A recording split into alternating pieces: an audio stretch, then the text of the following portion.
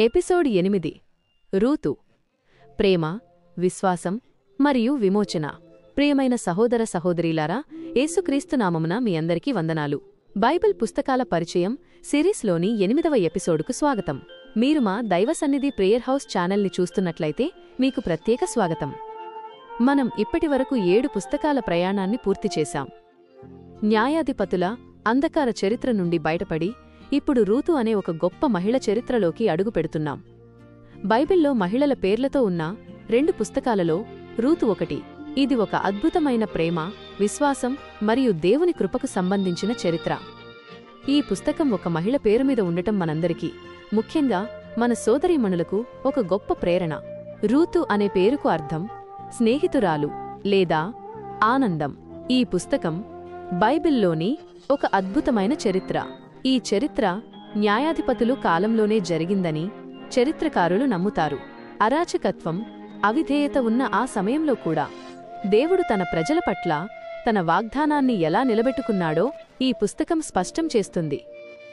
రచయిత మరియు వ్రాయబడిన కాలం. ఈ పుస్తకాన్ని ఎక్కువగా సమూయేలు ప్రవక్త రాశారని నమ్ముతారు.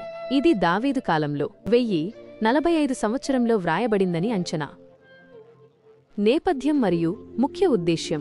నేపథ్యం: బెత్లెహేములో కరువు వచ్చినప్పుడు ఎలీమెలెకు అనే ఇశ్రాయేలీయుడు తన భార్య నయోమితో, కుమారులు మహలోను మరియు కిల్యోనుతో మోయాబు దేశానికి వెళ్తాడు.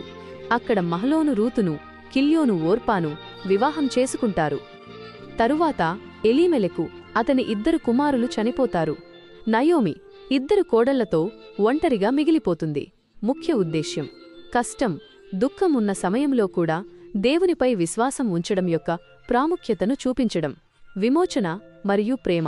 ఒక మోయాబు స్త్రీ అయిన రూతు ఇశ్రాయేలు ప్రజల మధ్య ఎలా భాగమైందో మరియు ఆమె విశ్వాసం వల్ల ఎలా రక్షణ పొందిందో వివరించడం. దేవుని కరుణ మరియు ప్రేమ కుల, మత, సామాజిక భేదాలు లేకుండా అందరికీ అందుబాటులో ఉంటాయని నిరూపించడం. రూతును దావీదు రాజుకు, చివరిగా యేసుక్రీస్తు వంశావళిలో ఎలా భాగం చేశాడో చూపించడం. ప్రధాన అంశాలు.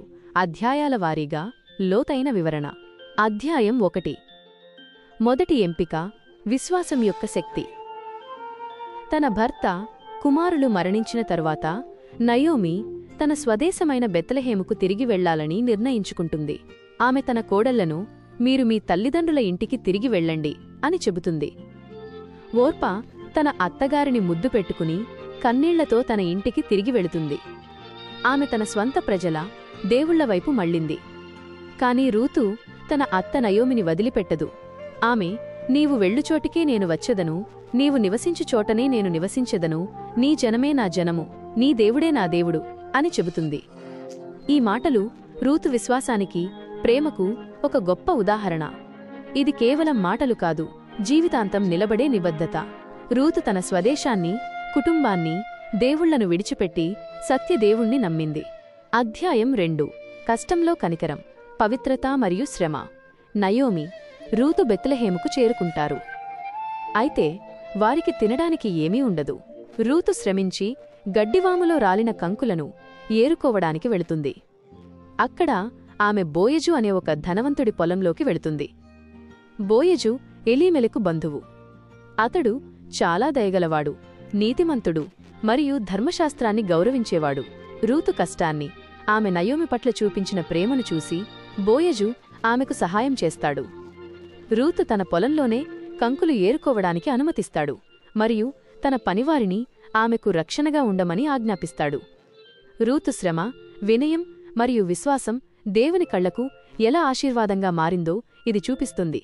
అధ్యాయం 3. విమోచన ప్రణాళిక. బోయజు మరియు రూతు.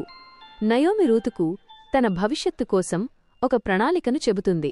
ఇశ్రాయేలు చట్టం ప్రకారం ఒక మహిళకు భర్త చనిపోతే ఆమెను ఒక బంధువు విమోచకుడుగా, కిన్స్మ్యాన్ రిడీమర్ తీసుకుని రక్షించవచ్చు. బోయజు ఈ విమోచకుడి స్థానంలో ఉన్నాడు. రూతు నయోమి చెప్పినట్లుగా బోయజు పొలంలో పడుకుంటుంది. బోయజు ఆమె విశ్వాసాన్ని చూసి ఆమెను వివాహం చేసుకోవడానికి అంగీకరిస్తాడు. ఇది ఒక గొప్ప దైవ ప్రణాళిక. అధ్యాయం 4. విమోచన పూర్తి. నయోమికి ఆనందం. బోయజు, తనకంటే దగ్గర బంధువు ఒకరిని కలుసుకుని రూతును విమోచించమని అడుగుతాడు. అతను నిరాకరించినప్పుడు బోయజు రూతును అధికారికంగా వివాహం చేసుకుని నయోమి ఆస్తిని విమోచిస్తాడు. రూతు బోయజులకు ఓబేదు అనే కుమారుడు పుడతాడు.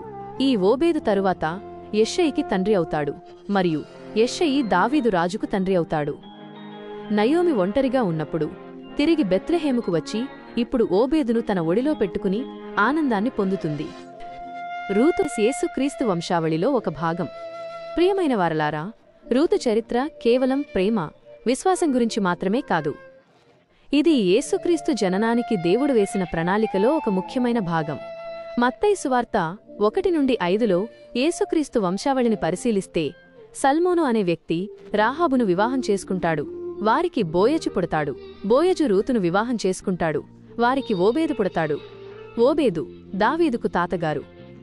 ఒక మొయాబు స్త్రీ విదేశీయురాలైన రూతును దేవుడు దావీదురాజు వంశంలోకి, చివరిగా రక్షకుడు అయిన యేసుక్రీస్తు వంశావళిలోకి ఎలా చేర్చాడో ఈ చరిత్ర చూపిస్తుంది. ఇది దేవుని రక్షణ, కుల, మత, సామాజిక భేదాలు లేకుండా అందరికీ అందుబాటులో ఉంటుందని స్పష్టం చేస్తుంది. మహిళల పాత్రలు, ప్రేరణ మరియు ప్రోత్సాహం. ఈ పుస్తకం మనకు నయోమి, రూతు వంటి మహిళల గురించి గొప్ప పాఠాలు నేర్పుతుంది. నయోమి నిరీక్షణలేని స్థితి నుండి ఆశీర్వాదం వైపు. నయోమి తన జీవితంలో చాలా కష్టాలను ఎదుర్కొంది. తన భర్త, 2 కుమారులను కోల్పోయింది. ఆమె తన పేరును మధురమైన అని అర్థం వచ్చే నయోమి నుండి దుఃఖమని అర్థం వచ్చే మారాగా మార్చుకోవాలని అనుకుంది. కాని దేవుని ప్రణాళికలో ఆమె విశ్వాసముంచింది. చివరికి ఆమె జీవితంలోకి ఆనందం తిరిగి వచ్చింది. రూతు విధేయత మరియు విశ్వాసం యొక్క గొప్పతనం. రూతు ఒక మొయాబు స్త్రీ, కాని ఆమె దేవునిపై ఉంచిన విశ్వాసం, నయోమిపై చూపించిన ప్రేమ మరియు ఆమె శ్రమ ఆమెను ఒక విదేశీయురాలి నుండి ఇశ్రాయేలు చరిత్రలో ఒక ముఖ్యమైన వ్యక్తిగా మార్చాయి. రూతు పేరు యేసుక్రీస్తు వంశావళిలో చేర్చబడింది. మీరు కూడా దేవుని ప్రణాళికలో ఒక భాగమే. రూతు పుస్తకం మన సోదరీమణులందరికీ ఒక గొప్ప ప్రేరణ. మీ నేపథ్యమేదైనా, మీరెంత కష్టాల్లో ఉన్నా దేవుడు మీ జీవితానికి ఒక గొప్ప ప్రణాళికను కలిగి ఉన్నాడు. రూతులా మీరు దేవునిపై విశ్వాసముంచి విధేయతతో జీవిస్తే దేవుడు మిమ్మల్ని గొప్పగా వాడుకుంటాడు. మన జీవితానికి అన్వయం, హృదయాన్ని తాకే పాఠాలు. రూతు చరిత్ర నుండి మనం నేర్చుకోవాల్సిన పాఠాలు చాలా ఉన్నాయి. 1. నిబద్ధత మరియు ప్రేమ. రూతు నయోమి పట్ల చూపించిన ప్రేమ దేవుని పట్ల ఆమెకున్న ప్రేమకు గుర్తు. మన జీవితంలో కూడా మన ప్రేమ మరియు నిబద్ధత మన మాటలలో కాకుండా మన క్రియలలో కనిపించాలి. 2. దేవుని కరుణ నిరీక్షణ ఇస్తుంది. నయోమికి ఏమీ లేనప్పుడు దేవుడు బోయజు ద్వారా ఆమెకు రక్షణను, ఆనందాన్ని ఇచ్చాడు. మన జీవితంలో కూడా మనం ఒంటరిగా ఉన్నా దేవుడు మనల్ని ఎప్పటికీ విడిచిపెట్టడు. 3. దేవుని ప్రణాళిక ఎప్పటికీ నెరవేరుతుంది. న్యాయాధిపతుల కాలంలో ప్రజలు దేవుని నుండి దూరమైనా దేవుడు తన ప్రజల ద్వారా దావీదురాజు, చివరికి యేసుక్రీస్తును ఎలా తీసుకొచ్చాడో రూతు చరిత్ర చూపిస్తుంది. దేవుని ప్రణాళిక ఎప్పటికీ ఆగిపోదు. 4. విమోచన, ఒక గొప్ప వాగ్దానం. బోయజు రూతును విమోచకుడుగా రక్షించాడు. అలాగే మనల్ని పాపం నుండి రక్షించడానికి యేసుక్రీస్తు మనకు విమోచకుడుగా ఈ లోకానికి వచ్చాడు. ఆయన మనల్ని శాశ్వతంగా విమోచించాడు. ఈరోజు మనం రూతు చరిత్ర నుండి విశ్వాసం, ప్రేమ మరియు దేవుని గొప్ప ప్రణాళిక గురించి తెలుసుకున్నాం. తదుపరి ఎపిసోడ్లో మనం బైబిల్లోని 9వ పుస్తకం 1 సమూయేలు గురించి తెలుసుకుందాం.